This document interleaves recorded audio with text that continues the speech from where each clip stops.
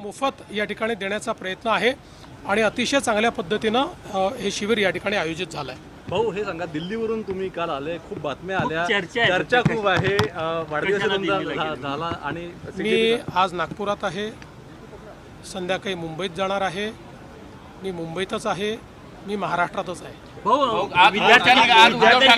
विद्यार्थ्यांच्या आंदोलनाच्या याच्यावर कुठेतरी ठाकरे बंधू सेलिब्रेशन करताना पाहायला मिळतं। चला, काही हरकत नाही, त्यांना सेलिब्रेशन करता काहीतरी कारण मिळालं याचा मला आनंद आहे आणि आम्ही देखील आनंदी आहोत। शेवटी अशा प्रकारचे जे प्रश्न असतात हे कुठल्या व्यक्तीचे कुठल्या पक्षाचे प्रश्न नसतात, तर हे तरुणाईला भेडसावणारे प्रश्न आहेत।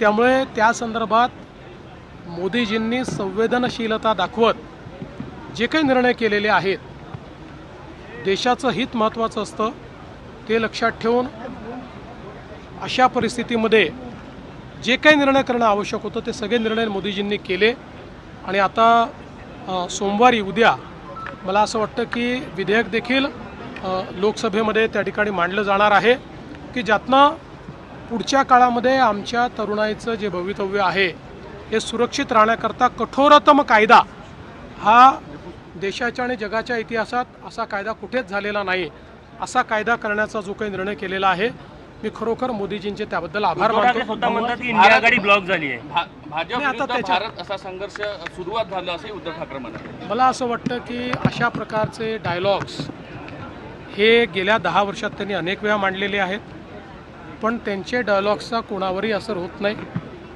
संपूर्ण भारत मोदीजींच्या पाठीशी आहे। एक रात्री 1 वाजता टाकलेला मोदीजींचा व्हिडिओ हा इंस्टाग्रामचे जगातले रेकॉर्ड तोडतो, याच्यावरूनच लक्षात येतं की भारत कोणाच्या पाठीशी आहे। गडकरी साहेबांवर